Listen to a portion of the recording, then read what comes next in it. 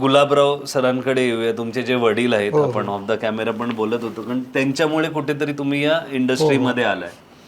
थोडं आम्हाला त्यांच्याबद्दल सांगा ना, की कसं ते कसे आले आणि काय होते त्यांची सुरुवात या इंडस्ट्रीमध्ये, इफ युअर. माझे फादर जे होते ना ते ॲक्च्युली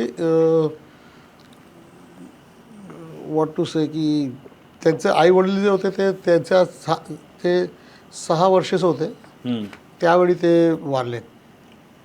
हां, मग त्यांचं ते हे तिघं भाऊ होते. माझे वडील आणि त्यांचे 2 मोठे भाऊ होते.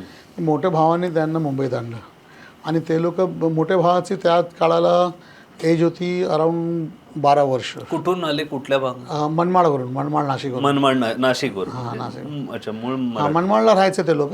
पण जेव्हा आई वडील वारले तेव्हा ते लोकांनी लाईक ते जे रिलेटिव्स होतं त्यांनी कधी खायला टाकलं, कधी ते कामं करून खायला दिलं, असं लाईक खूप गरीब परिस्थिती होती त्यांची. पण जेव्हा त्यांचे मोठे भाऊ मुंबईला आले, ते काम करायचे रहमत बेकरी म्हणून कमाटीपुरात 3री गल्लीत. तो त्यांनी मग छोट्या भावाला पण घेऊन आलं. ते लोक ते तिघं तिथे बेकरीत काम करायचे. आटा वगैरे गुंदून ते पाव बनवायचं आहे ना, ते आटा वगैरे गुंदवायचं, सगळं घ्यायचं, साफसफाई करणं हे सगळं. पण करता करता करता जसे माझे वडील वाढले, लाईक त्यांची एज झाली समजा 17-18 साल, 17-18 वर्ष झाली, तर अझीमबाई यांनी त्यांना एक लग्नामध्ये बघितलं होतं. तर तेव्हा माझे वडील जे लाईक जिम वगैरे करायचे, आखाडे वगैरे असते ना, ते कुस्ती वगैरे करायचं, तर त्यांची बॉडी खूप चांगली होती म्हणून.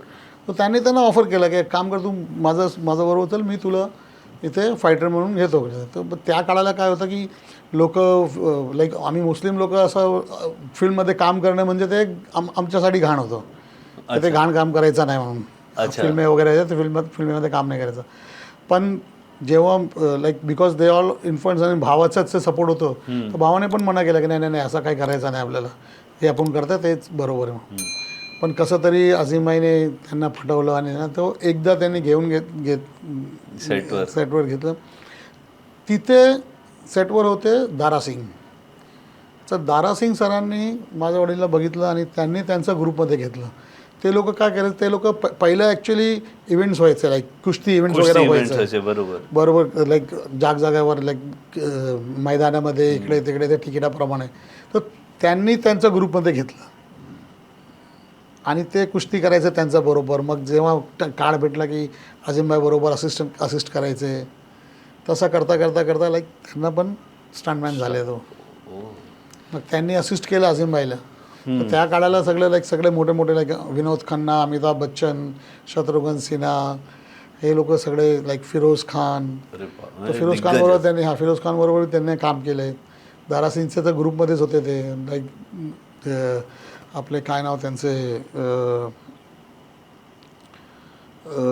एक ते आपले मराठी ॲक्टर होते ना, भगवान दादाने ॲक्च्युली ॲक्शन जे आहे ते सुरू केलं. डान्स आणि ॲक्शन हे दोघांचं क्रेडिट. फक्त एक सेकंड कट करतो. दारासिंग ह्या ऑडियन्सला जर तुम्हाला दारासिंग माहीत नसेल तर सांगतो, कुस्तीपटूमध्ये भारतातला सर्वात जास्त नाव केलेलं दारासिंग एक अभिनेताही होते. दारासिंगला लास्ट तुम्ही जब वी मेट नावाच्या सिनेमामध्ये बघितलं असेल तर खूप खूप खूप मोठे कलाकार, म्हणजे अशा बागवानमध्ये पण होतं. बागवान, सलमान खानचे बागवानमध्ये पण तोपर्यंत ते खूपच त्यामुळे तो ॲक्शन नाही करायचं. म्हणजे दारासिंग सर असे समोर स्क्रीनवर आले की ती पर्सनॅलिटी मला नाही वाटत आजपर्यंत कोणामध्ये आली आहे. त्यांची पर्सनॅलिटीच्या नंतर एकच आला तो होता धर्मेंद्रजी. आणि तसेच भगवान दादा. आज कुठलाही गणपतीचा डान्स जर तुम्ही बघत असाल तर त्याची जी सुरुवात आहे ती भगवान दादाने स्टाईल आहे. तो स्टाईल आहे जो नंतर अमिताभ बच्चन पासून सगळ्यांनी घेतला. आणि जसं तुम्ही म्हणाला ऍक्शन मध्ये पहिला ग्लास ब्रेक जे ज्यांनी केलं होतं ते होते भगवान दादा. रिअल ग्लासला त्यांनी फोडलं होतं. एक मराठी म्हणून आपल्याला किती कौतुक असलं पाहिजे की आपल्याकडे असे आणि कसे कसे जेम्स आहेत ज्यांनी प्रत्येक गोष्ट पहिल्यांदी करून आणली. सिनेमा आणण्यापासून ग्लास फोडण्यापर्यंत सगळ्याचं थोडं क्रेडिट घेऊ शकतो आपण मराठी म्हणून. क्रेडिट काय घ्यायचं, ते केलंय मराठी माणसाने.